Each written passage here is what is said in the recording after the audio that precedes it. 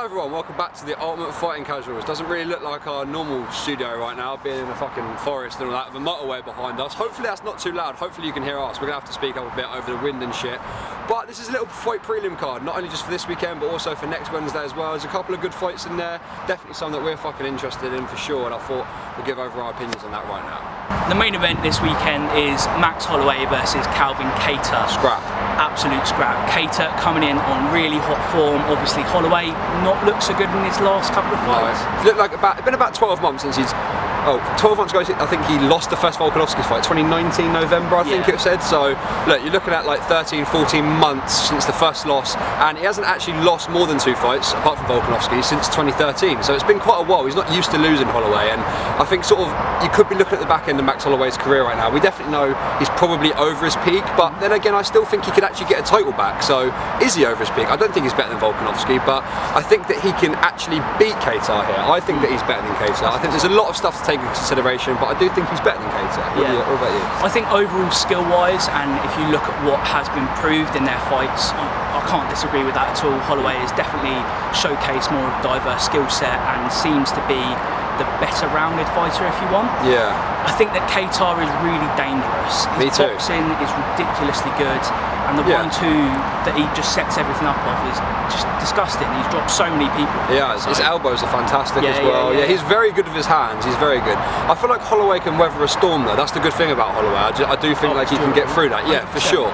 So I think that, I don't know, it's difficult. So for this one, we spoke about this before we started filming, that realistically this is sort of the fight who decides the title contender, right? I feel like if Holloway loses this, that's sort of 3 in a row now, and then will he get his 3rd shot against Volkanovski? Probably not.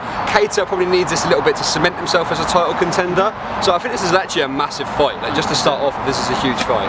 So I think it's massive for both of them, isn't it? Absolutely. Who's it more important for? I would say that it's probably a bigger opportunity for KATTAR, just given the name of Max Holloway, and you know, in the UFC he's such a name. So I definitely think it's a massive opportunity for KATTAR. We'll see if he can take it. I don't think he can. I think Holloway is going to take this one for me personally, but I think KATTAR's going to put up an absolute scrap. I don't think he's a pushover by any means. I don't think he's bad. Nothing like that. I just think that Holloway's going to be able to weather this storm. I don't think he's going to take 3 losses in a row.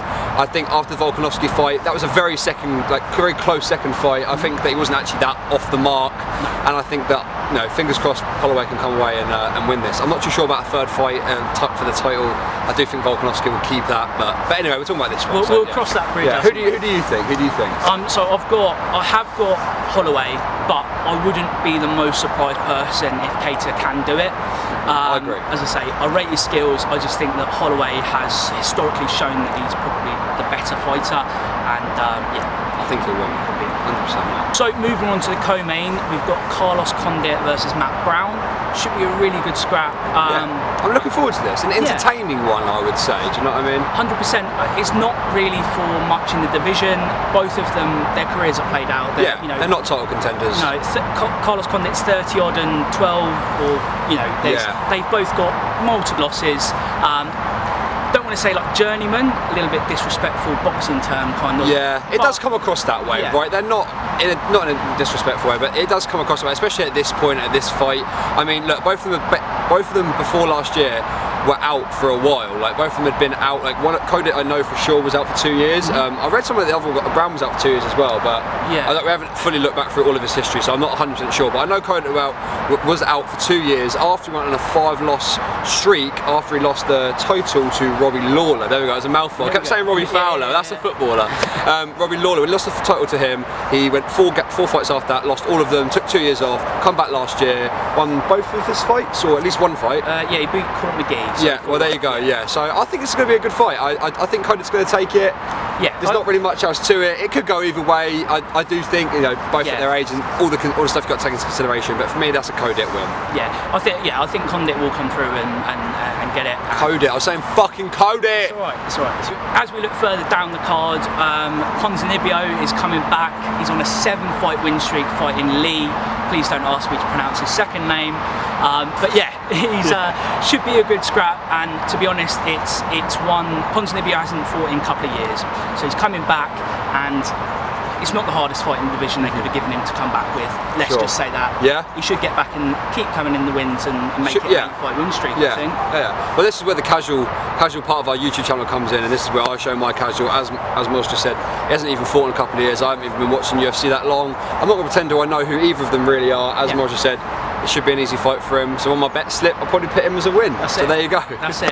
So opening the main card, really good scrap. 2 up-and-comers. So we've got Dusko Todorovic versus Serrano is what we're going to go for. We're going to go for Serrano because we're not very good with this pronunciation thing. But for me, this is an absolute one to watch. You have to watch this fight.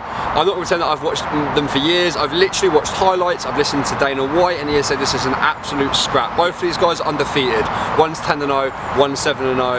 They're literally, this is going to be really good. It's Serrano actually, who was booked to fight last year, correct me if I'm wrong, booked to fight last year but pulled out the fight, and that made way for Khamzat, yeah, and he came in and that's what started like him off. So it's like, so there you go. But if you look at it like Khamzat was sort of a replacement for this fight because that's how they were both looked at the time. These are up and comers. This is honestly going to be a really good scrap.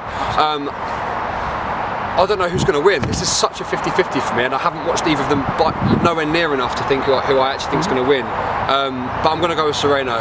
I'm going to go with him on a whim. From the highlights I watch, he just looks a little bit sleeker. Looks like he can dip a little bit more. The other one looks a little bit rough and ready. So yeah, that's my prediction. I'm going to go with Serrano winning that. But this is going to be a great fight. What about you? I think you're right. So both coming from the Contender Series. So obviously the UFC has built their roster up, and this is a mad one. So I've seen Dusko fight before. In his last fight against, name began with a T. Doesn't matter. He was good. He was very controlling, and he wasn't in danger in the fight at all. Different opponent, I think this time round. A very dangerous striker. Yeah, someone that wants to get in your face, mate. Really, he's in your face. Yeah. So I will back him because I think he's more rounded. He showed off his wrestling last time, and I think he'll be okay. I agree. But we'll see if the ground game is up to stand. Yeah, because they're both well, do you know the other one's a black belt in jiu-jitsu? What's his name? Todorovic. Yeah, he's a black belt in jiu-jitsu. Yeah. But he literally is a striking god. It's wow, this is such a fucking great fight. I think this is a serious one to watch. 100%. Make sure you're watching this one. Let us know who you think's going to win out of the 3 main ones you've mentioned. But because it's actually a decent card. I think there's some good scraps on this. It's definitely something to get the year started. So before we get into the betting, there's a few storylines and stuff with some of the fighters over the next week or so that me and Moz thought would actually be worth mentioning. So I know there's one from the prelims this Saturday, which is, I don't know his name. It's Carlos Felipe. Right. So he's a heavyweight in his last fight for Jorgen Castro. Did really well, was tested, seems very well rounded, and I think if you can catch his fight, it's definitely worth watching. Yeah, for sure. On the prelims of this one as well, he's the last fight on the prelims, a guy called Phil Hawes. Middleweight, really I've actually heard of him. I recognise that name. He's been on a lot of cards recently. Okay. So he's one of these guys that has benefited from the fights being once so you're in the bubble. Kind of. Good for him. He's done a bit of that, I think. Yeah, absolutely. And in the week, is it next Wednesday? It's next Wednesday. Yeah, okay. So it's Magny Chiesa as the title fight, but to be honest, there's not much on there that I'm interested in. For me, that's a Magna takes that for me anyway. Like I don't really feel like we need to go too deep into that whole card. I just feel like there's not much to there. But there is someone who's it? Sorry, on the prelims. On the prelims, a guy called Mason Jones, fighting a guy that's 8-2. I can't remember his name, but he is Cage Warriors champion, so it's a UK organisation. And he looked really good, really well rounded. Look, a UK fighter. That's it. That's rooting. Do you know what I mean? So absolutely. I think that rounds up the next 2 fight cards pretty well. Yeah, all good. Yeah, absolutely. So it's fucking time to put some fucking money on then. Put our money where our mouth is. Let's do it. So our bets on the screen right now. Moz is on that side, mine on this side. So basically at the end of every not every video, but especially if it's like a video specifically about like this card, for example, we're going to both do a £1 bet on the main card of who we think's going to win. It's not really about like trying to outdo each other. It's just more of a bit of a fun thing, and obviously putting your money where your mouth is. So I think it's a good little aspect to have in there. When we next record the video, at the beginning we'll have a little segment where we talk about it and sort of go over who won or where we went wrong or whatever. But thanks for watching. We've really appreciated like everyone coming along. I'm sure there's like thousands of viewers. Everyone's like so excited for these videos to come out. It's how it's got to be, mate. It's how you've got to pretend it's going to be. You've got to fake it till you make it. So yeah, thank you guys for watching. Make sure to tune to the fights this weekend. Anything from you, Moz? Subscribe, follow our Instagram, Twitter. All down below. Absolutely. Thank you so much. Peace.